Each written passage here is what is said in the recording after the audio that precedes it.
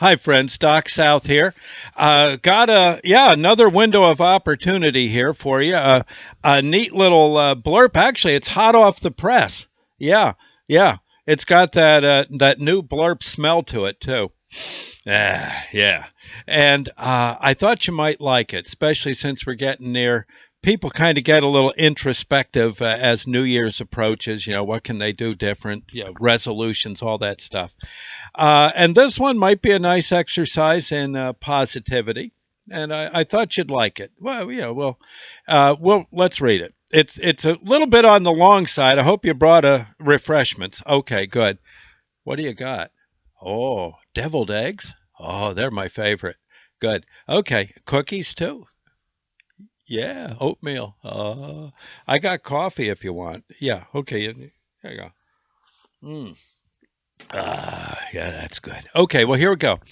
It's called The Tally. I may revise this too. You're basically getting the first draft here. So if I falter a little bit, it's because I didn't get all my punctuation right yet. Okay, let's go. The Tally. Truthfully, I was glad Millie the Hound was snooting the bedroom door open and marching into my day with an urgent plea to go out for a walk. It was good to have a reason to get out of bed as she stuck her cold, wet nose into my palm. All I was doing in the sack was worrying about paying a few utility bills anyway.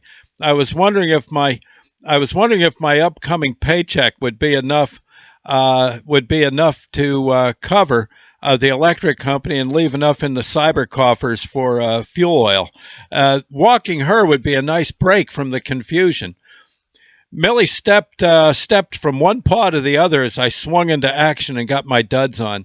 Her urgent whining made me put the rush on tying my shoelaces. With the preparations completed, I only needed to hit the can myself and find her leash, and we'd soon be on our way. I passed the checkbook on the way to the bathroom. That ratty old checkbook was sitting on a pile of records that were lying loosely on a shelf cabinet. I was tempted to pick it up and check the balance. Millie's barking and squirming made me think twice. She was a hound under pressure, and frankly, I felt the same way. The checkbook could wait till we got back. There were more important things to do first. Still, I couldn't help but think how that darn checkbook would tell such a sad tale. It sure wasn't a well-fed book, man, that's for certain. I remember how a wise person once told me how the simple act of just waking up in the morning and taking that first deep breath should be considered your first million of the day. I agreed with that idea then. I still agree even now. In fact, I took a deep breath, held it in, and exhaled with a loud ka-ching. Yeah, it was like ka-ching, like that. Yeah. As I attached Millie's leash to her collar, I got to thinking about what that person once said. I wondered under my breath that if life was chock full of untold millions, taking the first deep breath of the day, might there be uncovered loot out there waiting to be found along the paths of a typical day?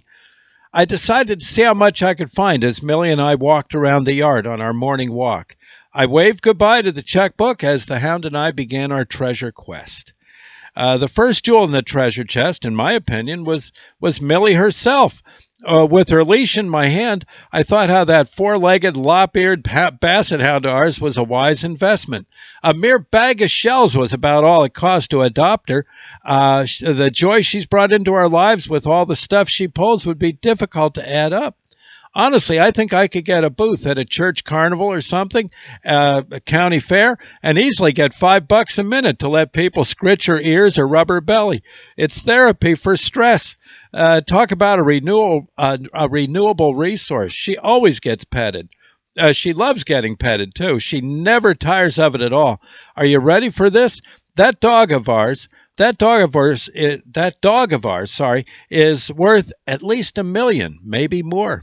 Ka-ching. Sure, maybe sometimes we step in a little deficit out in the yard, but so what? That's why we got a water hose, and heck, we got that secondhand for a steal anyway. Yeah, a mere bag of shells.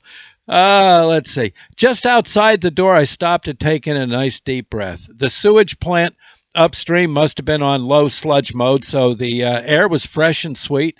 A nice deep breath of fresh morning air put the wife and me at 2 million so far. The family. We're not even a foot from the door yet, and the loot was flying into the old account. That's something like 1 million per step so far. My gosh, I was feeling pretty good about that. The morning sun burst over the eastern horizon. As a result, I could see just fine. Not to mention that sunlight felt pretty nice as it warmed the sore muscles in my back. You can always count on the sun. Just for reliability and warmth alone, we got the account value up to 3 million now at the very least, right? The sun almost became too warm. Frankly, its thermostat must have been set too high. These things happen, you know. Millie and I found relief by taking a short walk to the nearest shade tree. We cooled off lickety-split. Ka-ching-a-rooney. Shade trees set the total now at a cool 4 million and counting. Let's see. Humans have a great need for water. We swim in it, we bathe in it, we wash in it, we die if we don't drink it. Coffee would be just dust in the mouth without it. There's gobs of water flowing in the Musconetcong River right behind our little bungalow. There's more back there than we could ever use. Glub, glub, ka-ching. What's that now? 5 million on the nose. Millie and I turned to look at our bungalow. It's not worth 1 million as it stands. The place could be had for much less, I guess. However, there's just something about how it just sits there on the river bluff under the trees as it overlooks the river. It's really nothing special, and it's certainly no mansion. Still, it overlooks the river so nicely. It has a funny octagonal window and a bent smokestack from the wood stove. There's a back deck you can stand on and stand or sit on, and you find yourself in amongst the tree limbs out back. Yeah, you literally, you're like you're up in the trees. You can hear the river there at night. Squirrels sit on its railing and scold you. It's almost as if it's a home for hobbits. That house, this bungalow of ours. The few rooms inside have plenty of room for all our junk and an easy chair or two. Real estate agents could sell it for 1 million if the customer was a poet with pointy ears. My ears aren't pointy, and we only rent the place, but add another 1 million to our pile and pass the rhyming dictionary, please. Okay. Ka-ching. 6 million in the till. Yes. My wife Sandy pulled into the driveway. She was coming back from hitting an early garage sale. She scored a bargain or two. As she was showing me the ratty old rain barrel she just got for $1, she gave me a kiss and I gave her one back on the nose. The tally now stands at 7 million. Ain't love grand? As I continued the inventory, Millie and I passed by all the berry bushes. Some of the bushes had flower petals that looked like hand-carved ivory. You could have mistaken them. You could have mistaken the berries for garnets, but these gems were just as tasty as they were pretty. Better than that, you could eat a few and get berry juice all over your lips. After a long winter, man, nothing tastes better than berries right off the vine. There were berries on the limbs close to the ground, so that meant plenty for Millie to have her fill as well. And oh, yes, she loves them. Oh, the nice thing was that depending on the type, these berries would be around darn near all summer. Let me count the loot with my berry juice stained hands. Looky there. I count the total now at 8 million at the very least. Millie and I walked around the yard. The grass was growing well and starting to tower over the old carpet of leaves that were placed on the ground back in fall. We get a brown carpet in the fall and a green one every spring. It always looks different even if the colors are somewhat the same. 2 or 3 acres of brand new wall-to-wall carpet installed twice a year. Don't tell the IRS, but I think the tab just for that alone is yet another $1 million. Ka-ching to $9 million bucks. Millie and I walked to the far end of the yard and noticed that the sun had now risen high enough in the sky to shine its light through the trees. It was a very bright light that shone into our eyes. In fact, the light was so bright that the new leaves on the trees in the woods changed from being leaves and became shining emeralds. It turned out that red maple leaves, after a strong application of sunlight, become rubies dancing in the breeze. The sun gave us thousands of dancing gemstones and turned the river into a flowing avalanche of silver coins and dancing diamonds. I'm no jeweler, but certainly all those emeralds, rubies, diamonds, and silver has to be worth something near a few million just for their facet fire alone. Of course, I'm talking good deals at wholesale prices there. More millions. Eventually, Millie and I got done with taking inventory. We went back inside, and I made us some peanut butter toast. We watched the news. The business report came on, and it looked like the economy was down.